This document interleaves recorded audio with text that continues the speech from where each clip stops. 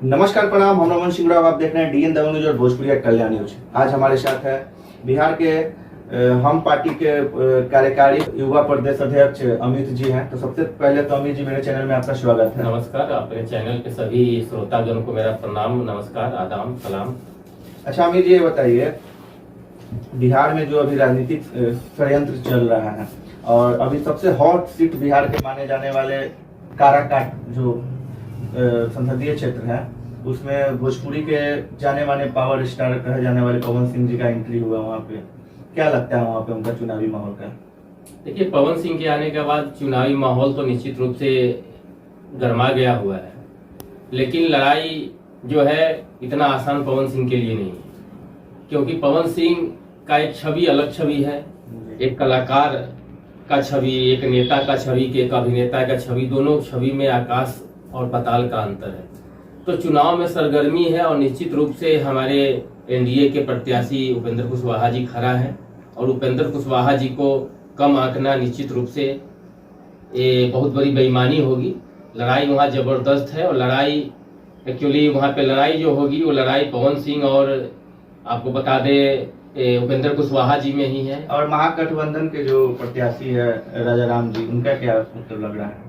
महागठबंधन के प्रत्याशी तो 40 सीट में कहीं भी लड़ाई में नहीं जी। आप पता कीजिएगा, महागठबंधन तो हवा में उड़ गई है। महागठबंधन ही झूठबंधन है और झूठबंधन तो झूठबंधन में चला जाएगा। कहीं भी महागठबंधन से हम लोगों की लड़ाई नहीं है और निश्चित रूप से बिहार में 40 सीट पर हम लोगों की भागीदारी होगी और 400 पार का जो आदरणीय मोदी जी का जो नारा है, अब की बार 400 पार, वो 400 पार होगी और फिर देश में यशस्वी प्रधानमंत्री नरेंद्र मोदी की सरकार होगी और देश में आतंकवाद, उग्रवाद और जो भी चीज है उस पर काबू होगा। 3 तलाक जैसे मुद्दे, बहुत सारे 370 वाला मुद्दा, सारा मुद्दा हमारा पूरा हवा में चल रहा है और सारे लोगों के जुबान पे है और निश्चित रूप से सारे चीज को देख करके जनता वोट कर रही है और उसी को देख करके हमारे यशस्वी प्रधानमंत्री ने कहा था अब की बात 400 पार। लेकिन 400 पार का जो नारा है उसमें भोजपुरी के जो पावर स्टार पवन सिंह है तो काराकाट से चुनाव लड़ रहे हैं, पहले एनडीए में थे। क्या उनका मतलब मोटिव है कि वहाँ एनडीए से हट गया? अब उनका क्या सोच था? अब उनका क्या सोच था वो ही जाने, क्योंकि उनको जो है पश्चिम बंगाल से एक जगह से उनको टिकट मिला हुआ था, जाकर के उन्होंने टिकट को वापस कर दिया। अब हो सकता है कि उनको दबाव महागठबंधन के लोगों से होगा कि भैया आप जाइए और वहां से चुनाव लड़िए और उपेंद्र कुशवाहा जी को हराइए।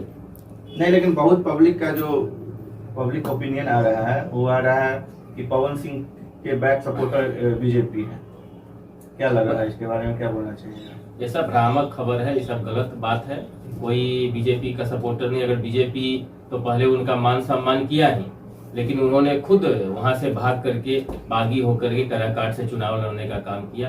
तो एनडीए से उनका अभी वर्तमान में कोई संबंध नहीं है। उन्होंने निर्दलीय प्रत्याशी के रूप में चुनाव लड़ रहे हैं। और एक चीज आपको बता दें कि हाँ, लड़ाई में तो है, इसमें कहीं से दो मत नहीं है। लड़ाई उपेंद्र कुशवाहा और पवन सिंह में ही है और अंत में हमारे देश के प्रधानमंत्री, सबसे ही बड़े हीरो, उनके नाम पर चुनाव होगा और निश्चित रूप से चुनाव उपेंद्र कुशवाहा जी जीतेंगे।